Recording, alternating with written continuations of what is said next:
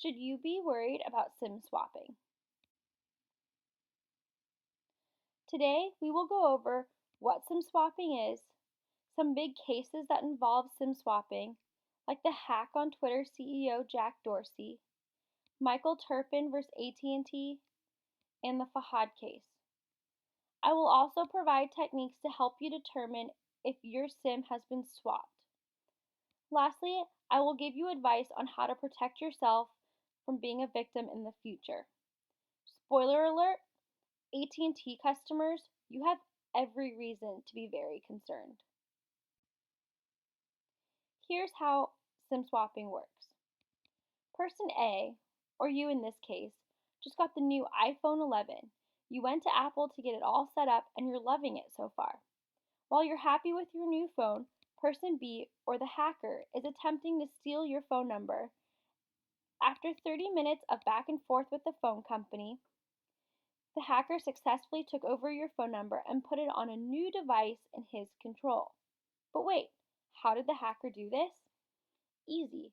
After looking you up on social media, he could gather just enough information about you to trick the phone company into thinking he was you.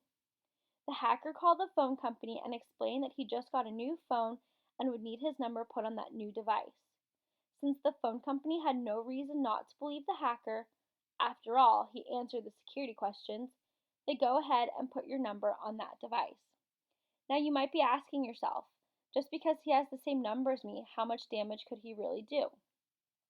Remember when all of your social media accounts, some email accounts, and mobile banking apps asked you to sign up for multi-factor authentication, and you choose to have a text sent to you with a specific code? Well, now that the hacker has your number on his device, all he has to do is attempt to log into your accounts. When a code is sent to your number, the hacker will also get the text message, allowing him to log in. He can then lock you out of all of your accounts. Worried yet? Well, if you're not, just ask Jack Dorsey. No one, not even the CEO of a Twitter, is immune to SIM swapping. On August 30th of 2019, the public started to recognize that Twitter's very own Jack Dorsey was retweeting racist Holocaust denier tweets. Not a good look for a CEO. A group known as the Chuckling Squad took credit for the incident, hashtagging themselves in all of the tweets and retweets. The hackers successfully SIM swapped Dorsey's number and exploited a flaw in CloudHopper. Ironically, CloudHopper is a Twitter-owned company. Twitter admins were quick to make a public statement saying that Twitter's security as a whole was uncompromised. They also permanently deleted the posts by the fake Jack Dorsey. But as we all learned from our internet safety classes in middle school, nothing is permanently deleted from the internet. While neither Twitter nor Dorsey revealed who his cell phone provider was, many reporters quickly pointed to AT&T. While Dorsey's SIM swapping incident was less than ideal, at least there was no monetary loss. The same cannot be said for Michael Turpin. Does the name Michael Turpin sound familiar? Unless you are in the cryptocurrency world, it might not be, but it should. Turpin had his number swapped not once, but twice, both times resulting in a loss of crypto funds. Now, because we are a society that likes to hold people accountable, who was this phone company that messed up twice? AT&T. The first time the hackers contacted a colleague of Turpin's and initiated a fraudulent transfer from the colleague's crypto wallet to the hacker's crypto wallet. Once Turpin got wind of this, he went to his local AT&T store and created a SIM pin. A SIM pin is a predetermined 6-digit number that needs to be presented to AT&T employees along with valid identification prior to moving a SIM number to a new device. Unfortunately, 7 months later, his number was SIM swapped again. The employees at AT&T did not do their due diligence and allowed for his number to be transferred to a new device without his SIM pin. This time, the hacker stole cryptocurrency valued at nearly $24 million. Turpin was livid and wanted someone to be held accountable. After another similar SIM swapping attempt was made on a Silicon Valley investor, The Regional Enforcement Alliance Computer Team, or REACT unit, based in Santa Clara, California, caught 21-year-old Nicholas Truglia. It's worth noting that the REACT unit is solely focused on investigating SIM swapping cases. Yes, there are that many cases. But back to the Turpin case. While there were 25 listed accomplices, Truglia was listed as the primary suspect, so Turpin went after him. Turpin sued Truglia for $80 million and won. Unfortunately for Turpin, he will probably never see any of that money, but hey, it's the principle of the thing. In addition, Turpin also sued AT&T for $224 million. Why so much? Well, if you break it down, $24 million is for the amount that was stolen from him, and the $200 million is for damages and breach of contract. A judge ruled Turpin cannot sue AT&T for the $24 million stolen because it was unclear if the phone was the only way that hackers could have gained access to Turpin's crypto wallet. However, the judge did allow Turpin to continue with the $200 million civil suit for breach of contract. The case is still currently ongoing. Just when it appears that AT&T couldn't look any worse, the Department of Justice recently released court documents detailing the case of Mohammed Fahad, a 34-year-old Pakistani citizen. Fahad was caught bribing AT&T employees to unlock more than 2 million phones over a 5-year period ranging from August 2012 to 2017. Originally, the plan was to use employees at the Customer Service Center in Bothell, Washington, to give him access to these phones that were supposed to be on the AT&T network, effectively jailbreaking phones. Jailbreaking a phone is when a person removes a phone from a specific carrier, allowing them to move the device to another carrier.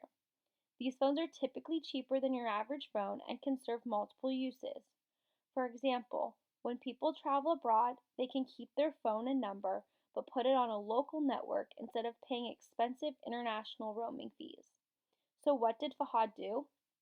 Fahad would then take these phones and turn around and sell them for a profit. He would then use some of his earnings to bribe more employees. Eventually, his operation got so big that instead of finding people to jailbreak the phones for him, he decided to do it himself. He convinced an employee to install malware on the AT&T computer system, allowing him access to remotely unlock phones. Once he unlocked the phones, he would then sell them to his customers. This essentially cut out the need for AT&T employees. In total, Fahad spent over $1 million paying bribes to AT&T employees over the years. When he was finally caught, he was in Hong Kong and was extradited to the United States, where he faces up to 20 years in prison.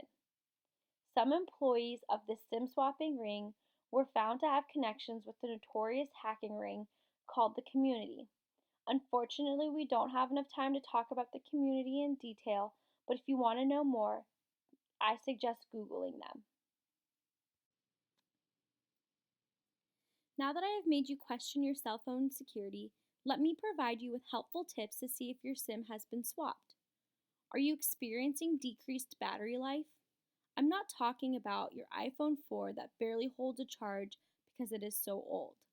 If you have a newer phone and notice that your phone is not holding a charge as well as it should, that is a sign that your phone may have been hacked. Are you noticing a more sluggish performance on your device? If you notice that every time you open an app, the app keeps crashing or your phone keeps freezing, that may be a sign that there is malware on your phone and it is overloading your phone's resources. Are you noticing high data usage? Check your bill to see how much data you are using. If it seems higher than usual and you know you haven't been using it that much, there is a chance that malware or spyware apps may be running in the background and sending information back to the hacker. Do you see numbers in your call log that you don't remember calling? There's a chance that the hacker is making those calls and initiating text to be sent to your device. Have you noticed more pop-up ads recently? It could be that an adware has been installed on your phone without your knowledge. Last but not least, have you noticed any unusual devices on any of your accounts? If you stumble across one that you do not recognize, contact your provider ASAP. As consumers, we can only do so much ourselves to counter the new ways a hacker could get our personal information. Therefore, we should be able to count on our service providers to have our back. By far, the provider that protects the consumer the most is Verizon. They have a multi-defense system which allows you to add a SIM pin to your phone, but they also have a program that monitors when a single number appears on multiple devices. Every phone has a specific identification number, separate from the SIM card, that when a number is placed on a new device, the phone ID number and the SIM card number must match. When another SIM is reported as using your number, the service to both phones is stopped. To fix this, the phone needs to be restarted, and since your device's ID number matches the one on file for that specific SIM card, only your phone will be reactivated and the hackers will not. Next up, T-Mobile. Although T-Mobile does not have a multi-defense system in place, they do offer something called No Port. Never heard of it? That's because they do not advertise this program since it makes it harder for a customer to move their number. How this works is when someone wants to move their number, they give a PIN number to a temporary primary phone.